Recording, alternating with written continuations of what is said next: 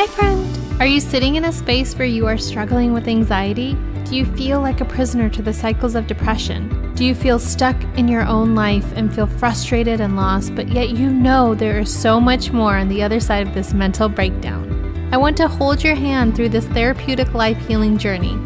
I will help you navigate emotional healing, spiritual growth, and taking massive action so you can align your mind, body, and spirit to completely transforming your life.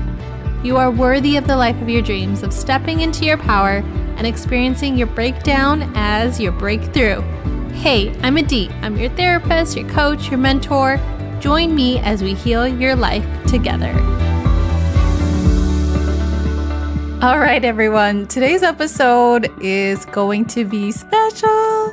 If you've been following me on Instagram, you know that I had this grand idea to have my husband, who is totally not someone who likes to be in the public and share information, but was willing to open up a little bit about how he experienced me through my healing journey, because I believe it will help you if you are in a place where you are struggling and anxious or depressed and having a hard time at work and it's affecting your relationships. I think the people closest to us are the ones that see us the most and are impacted by us through our ups and downs. And so who better to speak on what it was like for us during that time. And I trust that this episode will be something that you can take away for your own life, your own relationships. Without further ado, I'd love to introduce my husband, who has graciously said yes to recording with me. Let's welcome Abraham to the podcast. Hi, babe. Hello. Thank you for having me. Thanks for being here. Thank you. Thanks for showing up. Yeah, since I do live here, but thank you for inviting me to your podcast. Especially when I don't, do podcasts often, but this is gonna be fun. Yes, it is. I do appreciate you, I will say, for being willing, because for me, I care so much about whoever is listening on the other end, and I trust that God is working, like it's connecting to the right person who needs to hear the message. And so I just thank you for being willing to step out of your comfort zone to support me and my projects. Of course. And in return, it's helping hopefully someone else who's listening to this episode. I agree. I totally agree. Just letting you guys know I'm not getting paid for this. Just joking. Wait, I'm paying you for this? No. I did bribe you a little bit. I was like, I'll pour you some wine. Yeah. Just sit down. That was basically it. I was like, damn. Yeah. Got you, the wine. Yeah. So I want to thank you all for sending in your questions. We'll definitely be answering those along with just kind of, this isn't really scripted. We really just wanted to be honest and real in what it's been like for us and where we are today, and like the journey from really like since my sister passed away, like the trauma that I've endured. And that was 2014. So a lot of my life has changed. I mean, I don't know how anyone's life, when you've had a traumatic event happen to you, how you're not affected for the rest of your life after that. You're not the same person. So for me, that whenever I look back in my life, like 2014 was the year my entire world changed when my sister Odette passed away. So before we dive too deep, Abe, maybe just go ahead and introduce yourself. Hello, everyone. My name is Abraham. I am from the San Francisco Bay Area, born and raised here. I am Ethiopian descent. I recently graduated at my MBA from St. Mary's College, and currently I am working on a startup project relating to food. And also, I've been married with Adit for 2 years. Been together for 7. Hello. Thanks for cutting me off. And yes, we've been together for about 7 years since 2013. So the first question we got was, how do you get through the most challenging times in your life as a couple? So, Abe, do you want to start that off? How do we get through challenging times in our life as a couple? Yeah, both of us, I think, is focusing on communication. we do obviously get into regular arguments, and when that do happen, it's figuring out and understanding is why I'm feeling the way I'm feeling, but at the same time, understanding where she's coming from when she's angry, and also if I'm angry or we're both confused. And it really comes from communication and poor communication. So, what I do first, of course, is trying to hear you and understand you, and then vice versa too. Also, and I think it really improved that over time throughout our relationship. Yeah, I would say that the most important thing to remember is when I was going through it, like I was going through my depression, my anxiety, my grief and loss, like post Odette passing away in 2014. From 2014 to 2018, I think the most challenging days, really, I mean, there was a lack of communication though on my end, I would say, because I didn't know what I needed. And for me, what got, I think, us through from my like part of the relationship was my spirituality. I still found ways of connecting with you through our spiritual connection and being able to really like align on a value system there for us, right? Like through God, through knowing that like I would find ways that your sister, your mom, your dad, like at that time my dad hadn't passed away yet, but we would find ways of like they're with us, and you connecting to that too was important for me, which got me through some of the harder days. And in addition to that, too, also is really understanding our styles of communicating. You're the type of person where if you're angry, you want space. Yeah. And me, I like to talk. Yeah. Really dive in and talk about it. In the moment. In the moment, at that moment of time. So I'm trying to dig in and dig deep and trying to figure out, okay, why you're feeling this way. Like a solution. You want to fix it. You want the solution. Yes. Yeah, yes. I'm trying to figure out the solution. If you're angry because of this, all right, let me figure it out. I'm in a way, I'm more black and white, and I've learned it over time. And you're more that gray area. Yes, I live in the gray. Basically, she likes the fluff, the coziness. Me more, I'm more like I can sleep on the ground hard. Does not care. Hardwood floor, don't care. For me, I'm asleep. I'm good. So black and white for me. Her. I'm like, I need my 6 pillows. Where's my weighted blanket? I need like every little like corner of my coziness to feel good. Me, if you give me a box in a corner, I'm good. Wait, but why are we talking about sleep right now? Well, I'm sorry, but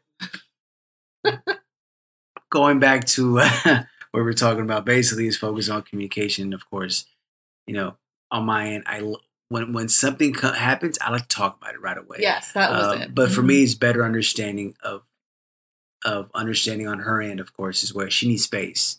So that took some time for me to understand. But once I understand her style of communicating, if she needs space, you know what? I'm going to give her space. I'll just come prepared the following day, maybe, and then come with a better response and not come with a solution right away, but more of understanding her and just shutting the hell up a little bit. Give her some space. We did come up with something that actually I think saved our relationship so many times was we came up word. Yeah, we came up code word. We came up with a safe word. And some of like how did we get through the most challenging times as a couple was having a safe word through our communication. So because we're different, like I'm an introvert, I process alone and I rejuvenate alone, and then I can come back to the conversation. Like I need some time away. Like I can't, if my feelings are all over the place, like I cannot engage in a conversation. Let me have my space. Let me take my time. Let me collect myself, and then I can come back. Where Abe is like, he wants to talk about it right then and there, and he's ready. Where I'm like, I shut down, I withdraw, and he's like in it. So we had to, and we live in a studio, so we don't have like it's like go to the bathtub if you need space, or the hallway in the outside building. But we decided to come up with a safe word for us was the word pony. I don't know why we even came up with pony. Well, because I used to go to the gym back in the days, and I remember speaking to a friend that's been married for a long time, older gentleman too also, and I kind of brought up, I asked him a question. My question was to him, and this is a great time to kind of ask questions to people that are older than you, of course, that are way more mature. In a way, you can more call experience. it, yeah, you can call it as in a way where you asking for an advisor to kind of give you some insight of their experience through a marriage or even through like a business, for example. So in this case, I asked him, "Hey, how do you get over this situation, but at the same time, how like what strategy you have in mind?" And then he came with a quick solution, a quick answer. Basically, so he just told me was come with a code word when you guys both notice that there's something off a little bit. Either yourself or your partner, of course, has to have a code word. He said his code word was I think it was horse or something like that, which it allows each of them to understand that okay, this person's angry, give them some space and just walk away when they say that code word And respect it. and respect their space too. Also, so for us, I brought up. I remember bringing up. The thought, and I remember, hey, just come up with a character, right? Like a I think, random. yeah. So I don't know who came up with Pony, but I think maybe you came up with Pony. That's kind I of don't remember. yeah. But we came up with Pony. So ever since then, it's been like what 5 years we used this strategy. Even recently we used Pony, like not too long ago. Yeah, I was like, because I'm a hugger, and I was like, oh, I want all the hugs, and like my love language is physical touch. So I was like, oh, like give me all the, and you were like in your zone, and you're like Pony, and I'm like, oh, okay. Like, and I respect that. And I think that has been one of the biggest things is like coming up with solutions of how our different styles of communication can complement each other instead of be in conflict with each other. Yes. So the next question we got is, how is it to live with someone who is working on themselves to get better? All right, Abe. So this question's for you. It'll be interesting for me to hear what you say. Like, what was that like, and what is it like for you? Because I'm still working on myself. Give the raw, honest details, Abe. Go ahead. I'm okay with it. I give you permission. You ask it. You asked. So for me, of course, it was tough in the beginning. Seeing Edith's confidence kind of dropped over time, and also seeing the trauma.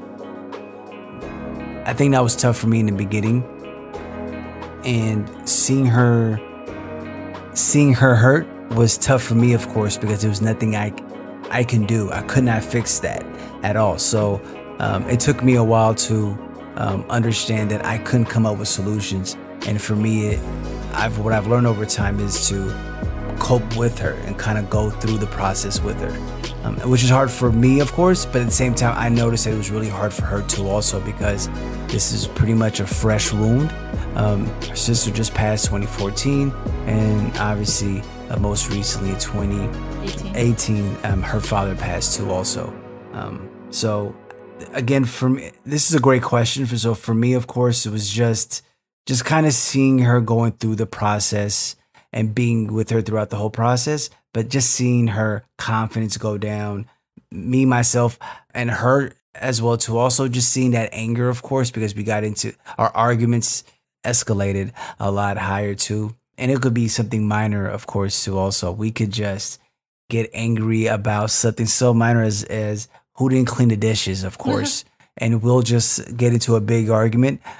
But from there, of course, over time, we kind of understand what the core issue was, and we kind of grown over that too also. So I think for both of us, was to kind of, understand that we came both from a good place, and understand that, we're both hurt, and especially her at that time. So I had to take a back seat and kind of go through the process with her. And what has it been like for you just working on myself still? How is it to live with someone who's still working on themselves?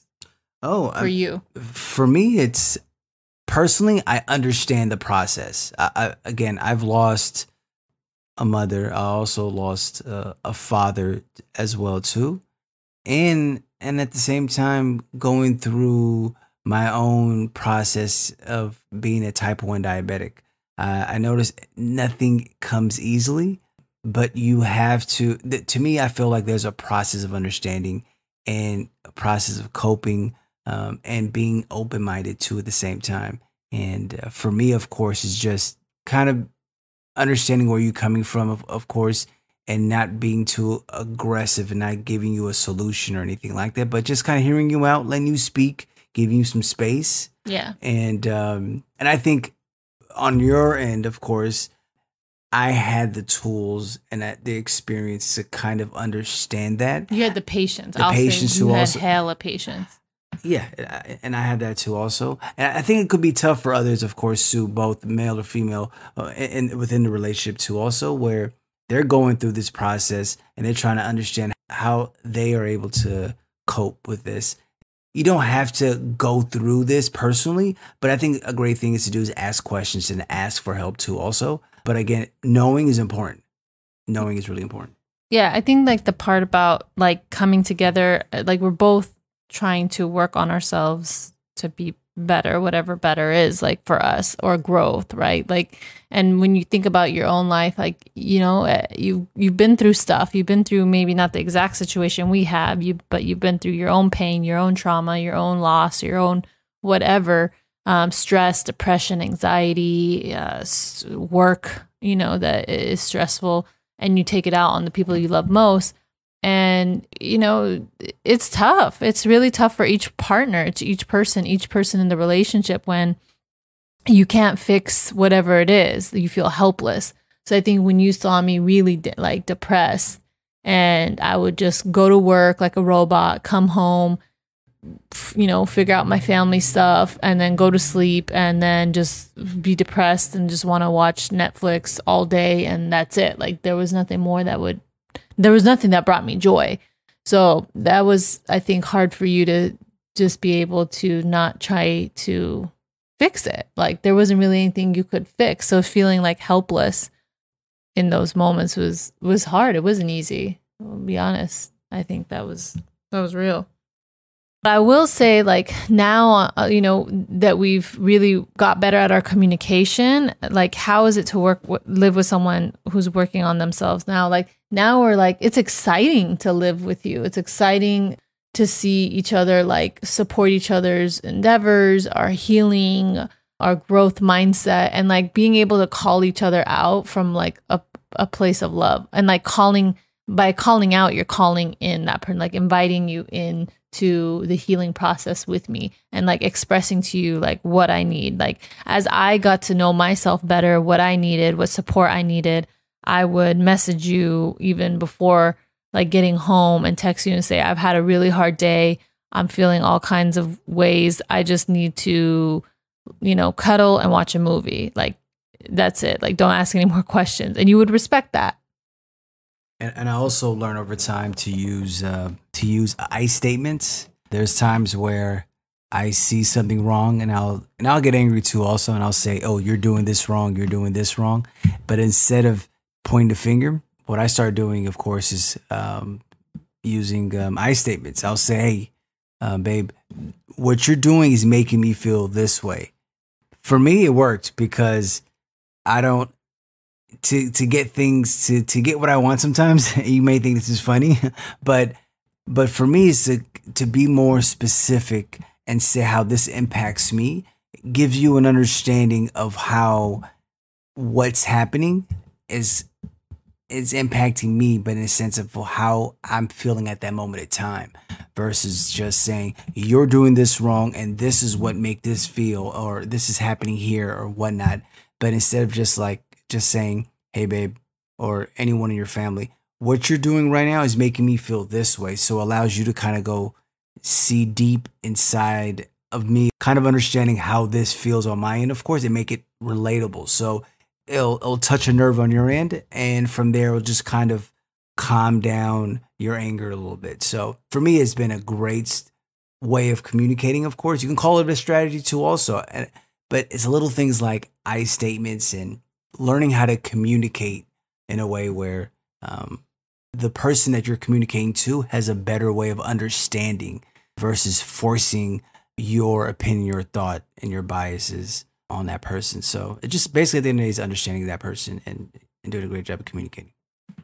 So what's the difference, Abe, for you that you see me now from, you know, like those 4 years where I was really depressed, anxious, and not happy at work and stressed out? What's the difference that you see now? Like, what are some things that you've noticed along the way that I did that's made a difference, and how has it impacted you directly and our relationship? Like, how has it been? For me, again, it's confidence. The first year, the first time you made the decision of wanting to go part time, you were so scared of pursuing that, of course, because you're trying to figure out how am I able to pay the bills? Can I do this? I don't know if I should do this. You were questioning throughout the whole process.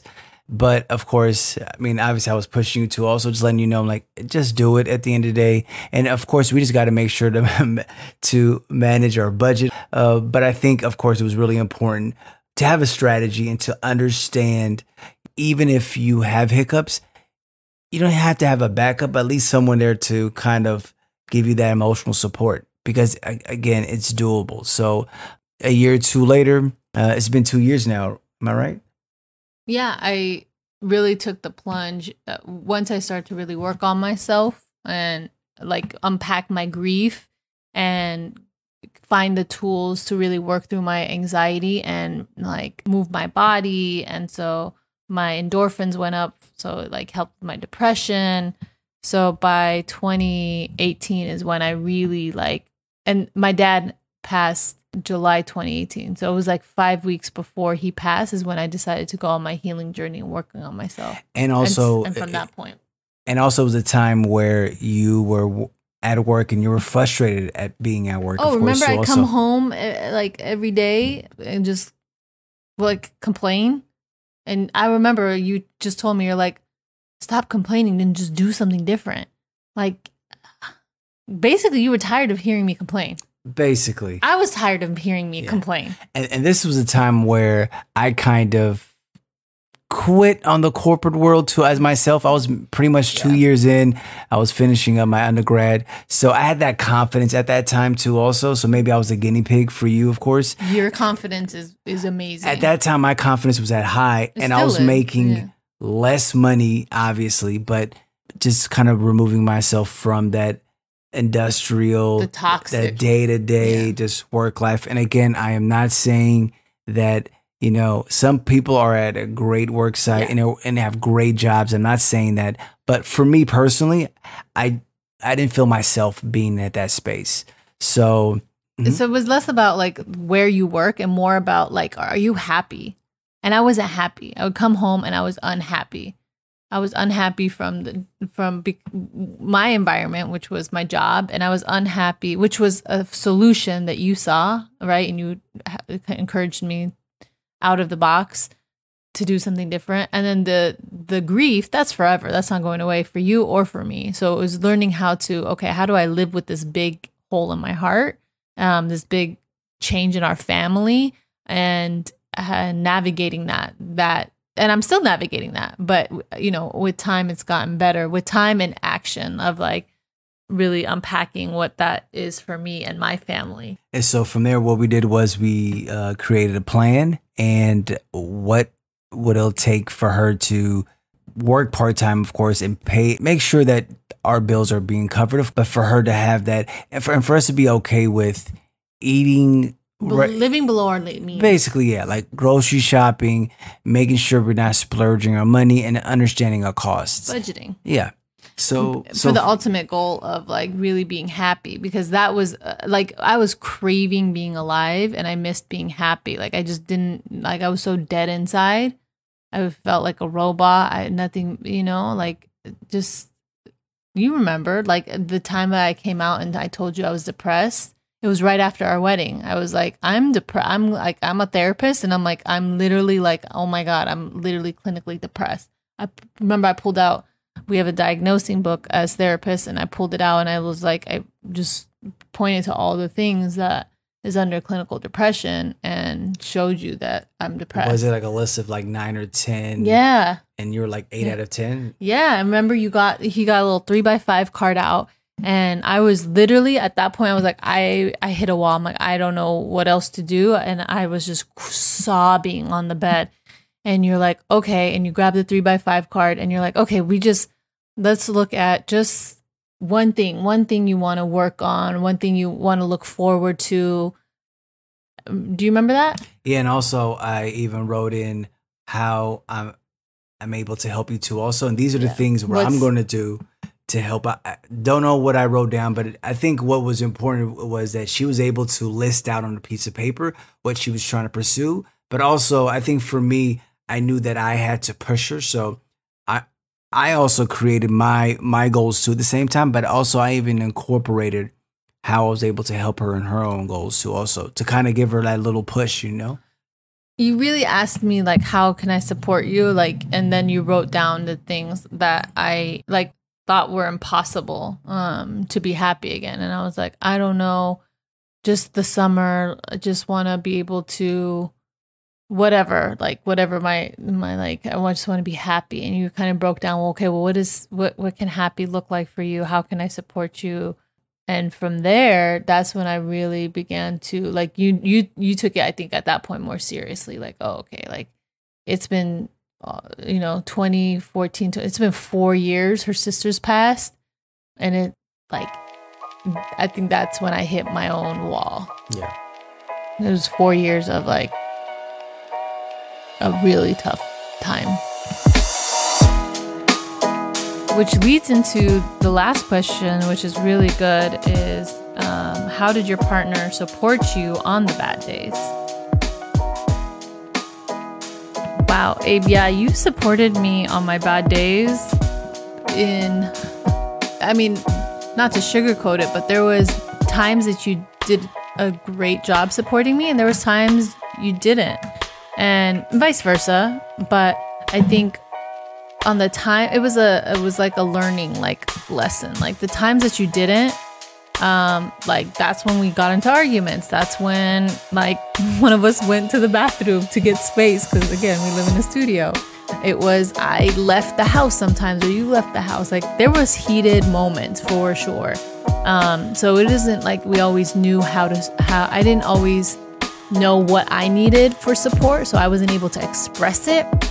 And because you're someone who's like a fixer and you like to like problem solve, and your love language is like acts of service, and so when there wasn't a way to fix my broken heart from losing my sister, and like for anyone listening, like sometimes you just have a situation in your life that there's no fix it pill. It's just like it's just is what it is. So there were times I think through that over time I got to express to you exactly what I needed. So how you supported me, I think, was one, when I finally knew what I needed and came to you and told you, like I would text you what I needed, or I would ask for space or ask for like my alone time, just because again, I'm an introvert and I rejuvenate and recharge by being alone. And you would respect that, and you would give and honor that space.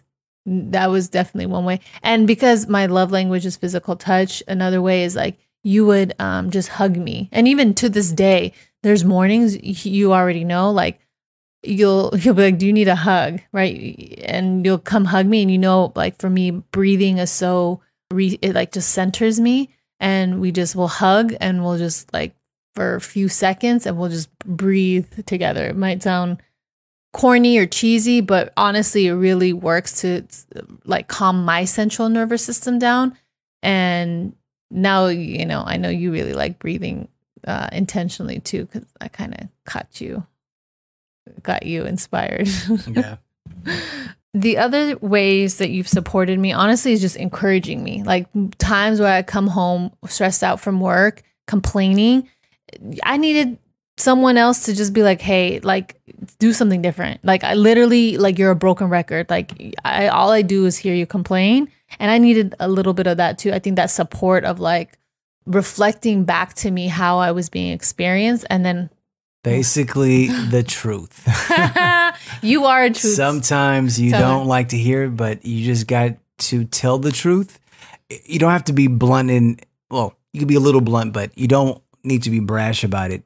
But be honest, but again, you got to tell the truth. You got to just name it to the core where something is wrong. You need to fix it. Yeah. Because this is not just irritating you, of course, but it's irritating me. Yeah. And those bad days, like when it's really bad, I mean, you were very supportive. Like if I cried and you're like, oh my God, you're crying. Like this is really bad. Like and you knew like all I needed was a hug. and a movie, like, and I'm good. Yeah. But also bad days, I think like another way for me, I interpret bad days is when I was stressed out and unhappy all the time. And you just kind of called it out and you were like, okay, so what are you going to do about it? What are you going to do? And hearing that for 4 years, finally it got to a point where I like, okay, I got to do something about it. I think that was a big support, is like encouraging me and reminding me who I am when I forgot who I am after my trauma. Yes, I totally agree.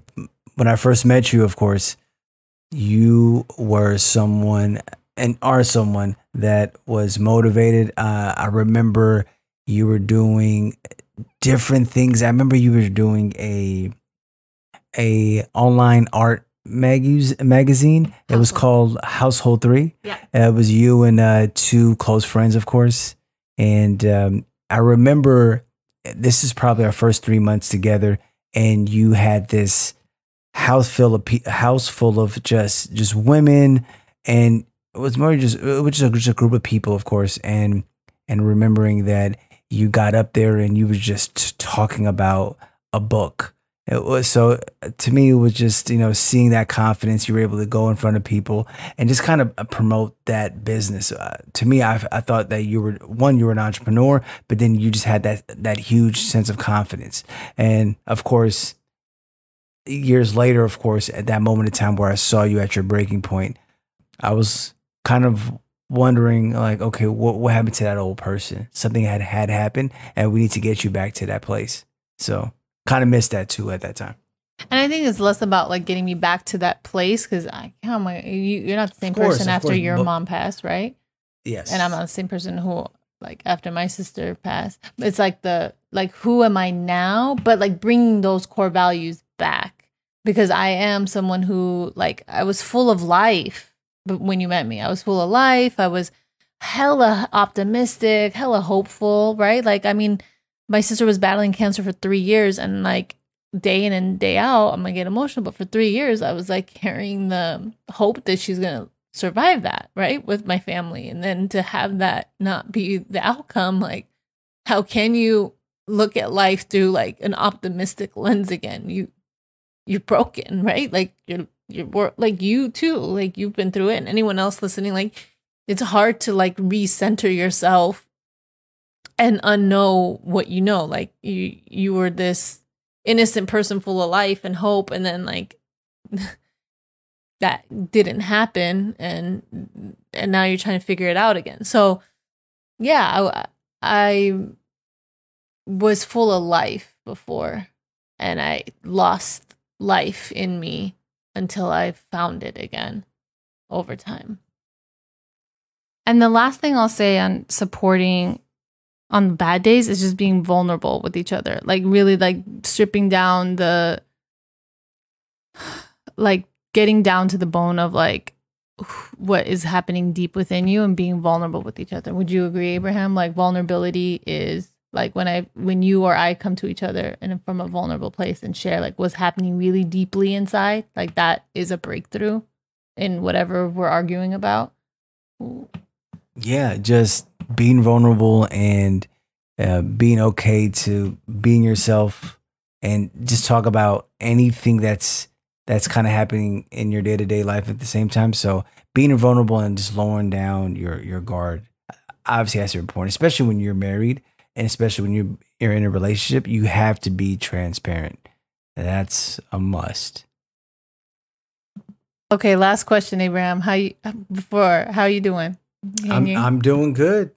It's you're hanging in there? I'm hanging in there. Okay, good. Last question. All right. So did you, supporting partner, feel like there was space for your vulnerable needs? How did you bring that up when you needed support without feeling like your needs weren't small? That's for you, Abraham. Yeah, of course.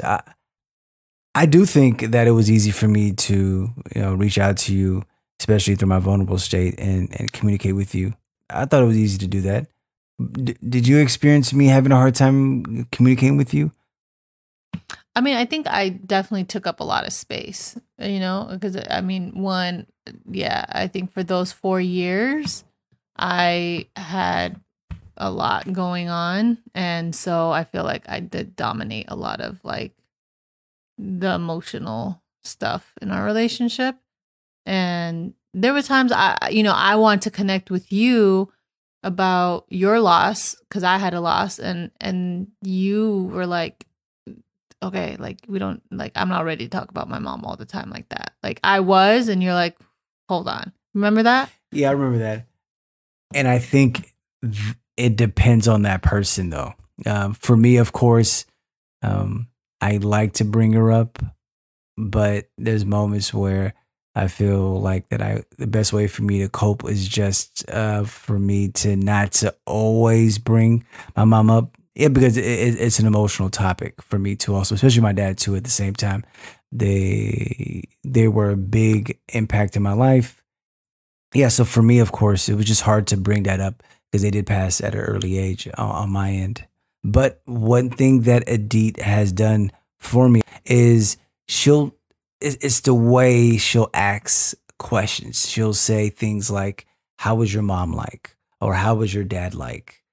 I do think it really depends on how you ask the question versus, just kind of poking questions and trying to do it in a way where like, why you're not telling me this, but more of in a way where you're really wanting to know who my mom was or my dad was or anything else that's going through my life too. Also, say for example, you want to understand, how what was my day like at work or at school. You'll ask a question in a way where you're trying to be more meaningful and really understanding my day to day, which makes me feel good about myself because, hey, she's interested, she's invested. Like, why not give her that information? So I guess the question really matters for me. So I think that's important. And hopefully that answers your question. I think the other part is too, like, when I was going through a lot of my grief and loss and depression, like how did you bring up what you needed what you needed support without feeling like your needs weren't small, like you mattered too? I can't think of a specific example, but I think for me is to just bring it up.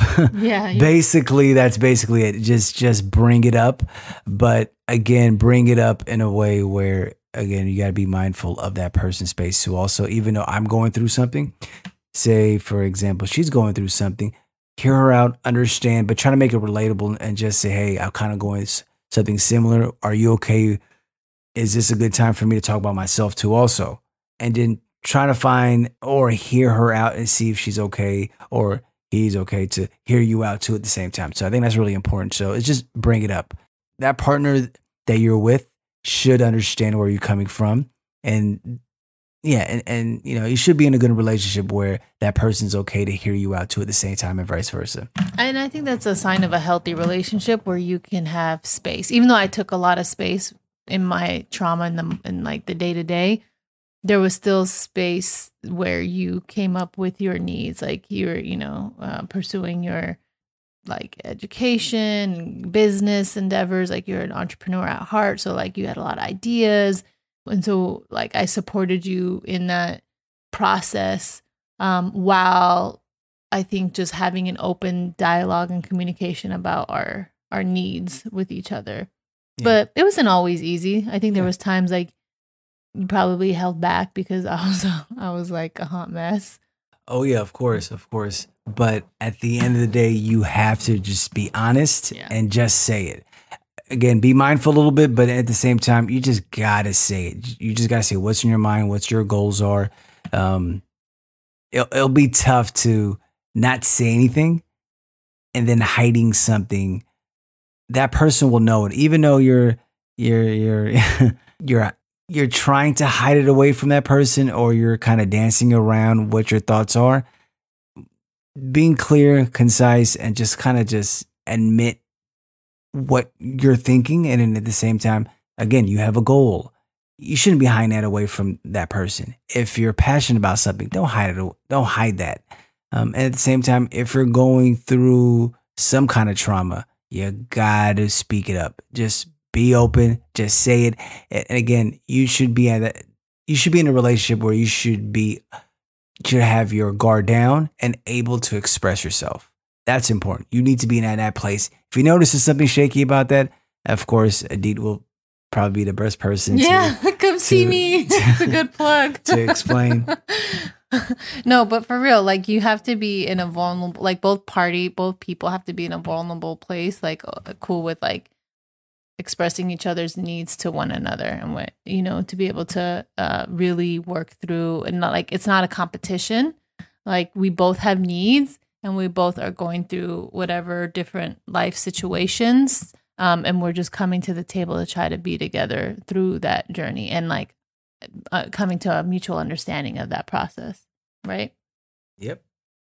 Babe, so we're wrapping up. I hope this episode was helpful and there's some gems and takeaways that can be helpful for anyone just like hearing from us about what that was like for us in our relationship over the last 7 years. Man, it's not been easy at times, but I wouldn't have asked for God to bring anybody better by my side to see me through the darkest days of my life and really be, besides like my mom and my family and some close friends, like my cheerleader, like it's like encouraging me. And you saw me for who I am on days where I couldn't even see that within myself. Like you saw all of that aliveness and potential and that joy like in me on days that I couldn't. And you held the hope for me on days that I couldn't hold the hope for myself. Any last things that you would want to say that you haven't said about the healing journey and what it was like for you with me in that? Yeah, just wanted to say that being with you, of course, it has been a journey, been a long journey, matter of fact. So I'll admit that. But that being said, I learned a lot about myself, learned about being in a marriage and the right ways. What are the right ways of sustaining a strong relationship and focusing on ourselves separately too also. Like, for example, you're working on yourself, on your business, but at the same time on your emotional strengths. And for me too also, how do I improve myself? And then from there, of course, how do we invest into our relationships and kind of having these main pillars?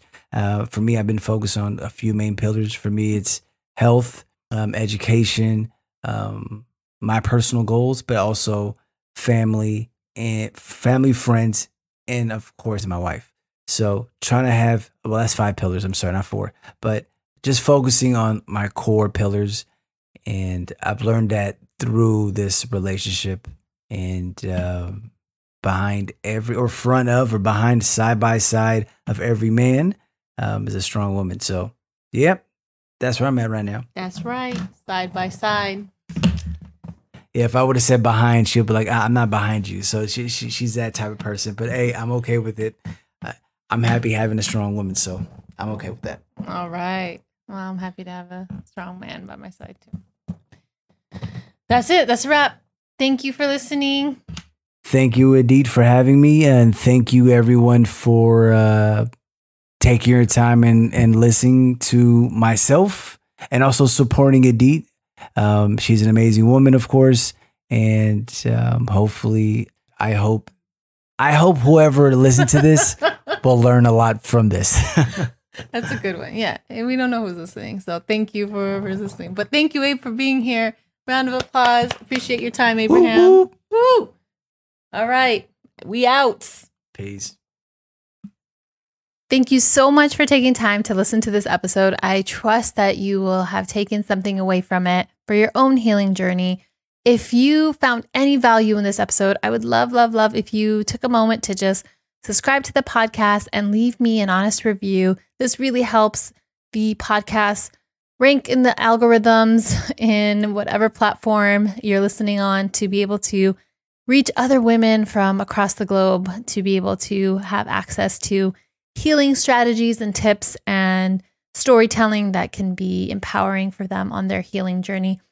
And if you are ready for an e-course for therapeutic life healing at home in your PJs, well, I need you to send me your email and let me know that you're interested, because I am launching my first Therapeutic Life e-course soon. Like, I'm talking about in like a month soon. So right now I'm hoping that I can just be able to reach as many women to be able to let me know if you're interested. Send me your email at hello@aditc.com. That's hello@aditc.com.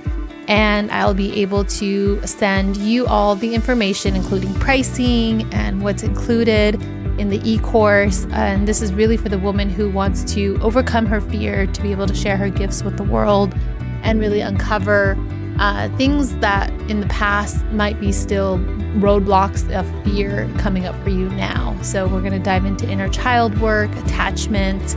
We're going to be diving into really how the brain and the body show up and respond to fear. There's going to be journal prompts and dance breaks and a private Facebook community group for women to come together as communities of women from all over and heal together in circles and encourage one another along the way. Send me that email, girlfriend, because I cannot wait to meet you and cannot wait to just connect in the community together and empower one another along our healing journey.